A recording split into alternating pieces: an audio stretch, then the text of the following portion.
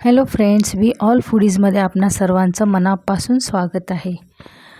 आपण आज बनवणार आहोत खिमा वटाणा. सध्या थंडीचे दिवस चालू आहे आणि बाजारात हिरवे ताजे वटाणे जास्त प्रमाणात आलेले आहेत. तर आपण खिमा वटाणा ही रेसिपी करणार आहोत. खिमा तर आपण नेहमी असा करतोच, पण वटाणे घालून सुद्धा खिमा फारच छान आणि टेस्टी लागतो.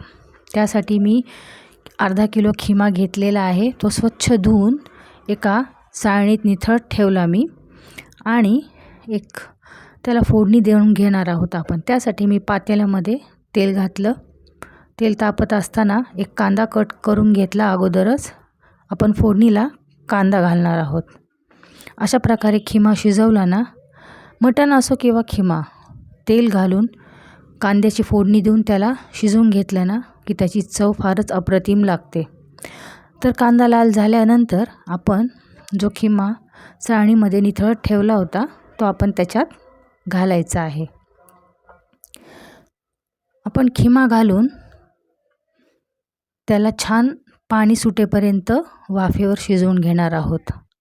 त्या अगोदर आपण त्याच्यात फक्त हळद घालणार आहोत.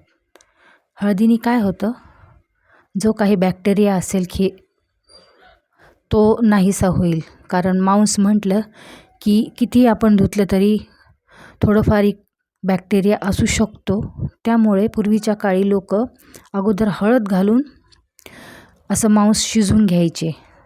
त्यामुळे आपण अगोदर अर्धा चमचा हळद घालणार आहोत आणि तो खिमा हळदीबरोबर 5 मिनटं वाफ येऊपर्यंत आपण शिजवून घेणार आहोत.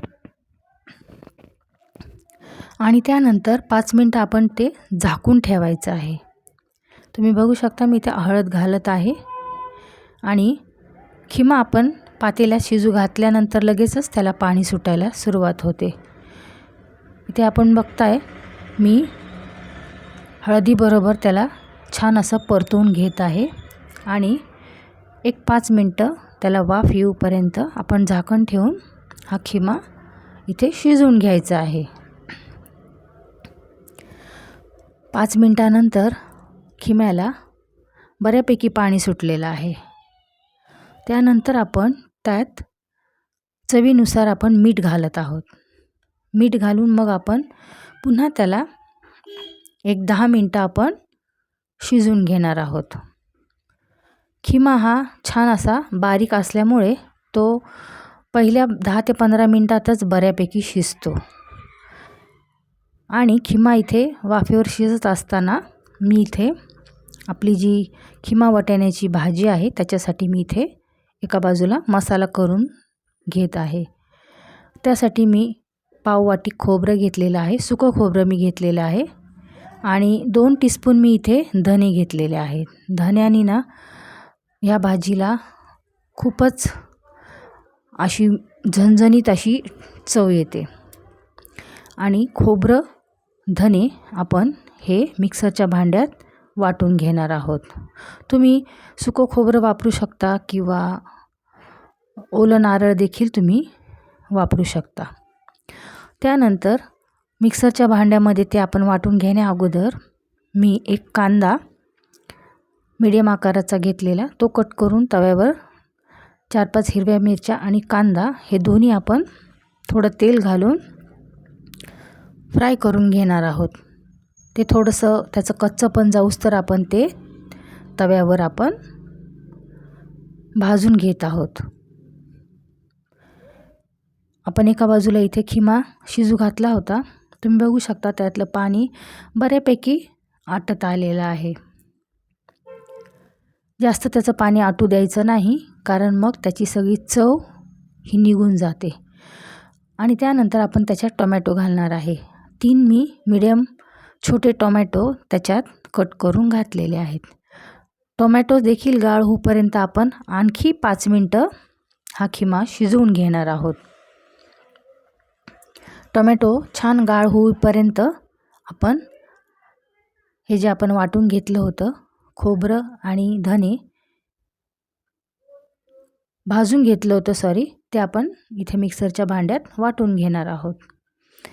खोबरं आणि धने कोणताही मसाला करण्या अगोदर आधी कोरडं भाजून घ्यायचं आणि नंतर तुमचा जो काही उरलेला मसाला असेल किंवा जे काही तुमचं साहित्य असेल ते नंतर त्याच्यामध्ये घालून घ्यायचं आहे. त्यामुळे काय होतं की मसाला हा मिक्सरमध्ये छान असा बारीक वाटला जातो.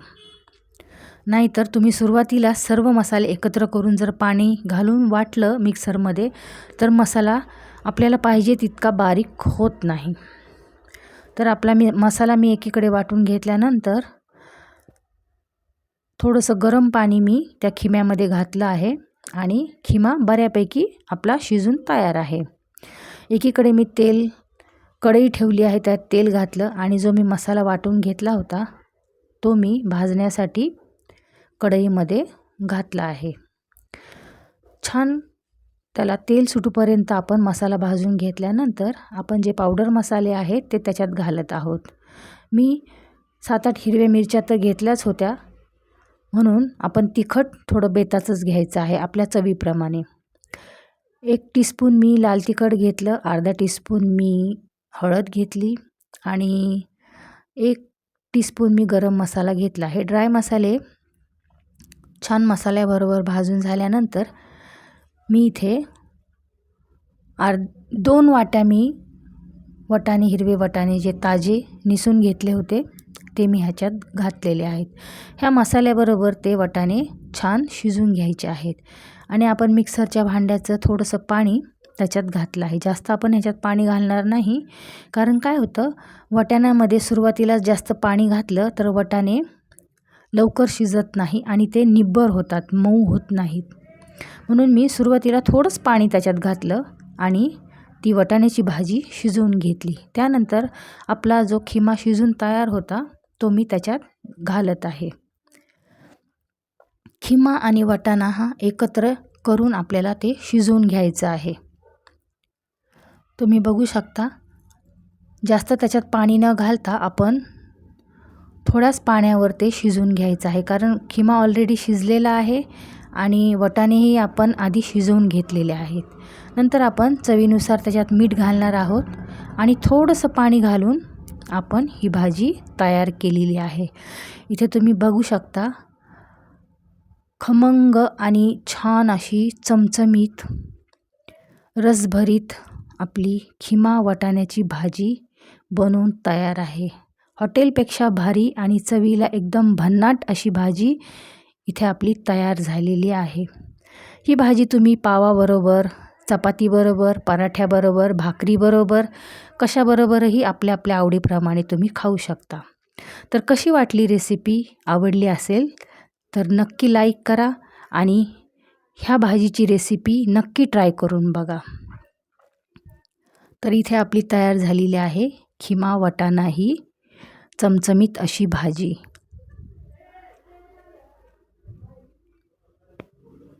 प्लेटमध्ये काढून कांदा आणि लिंबू सोबत आपण ती सर्व करूया आणि ह्या भाजीचा स्वाद आपण घेऊया.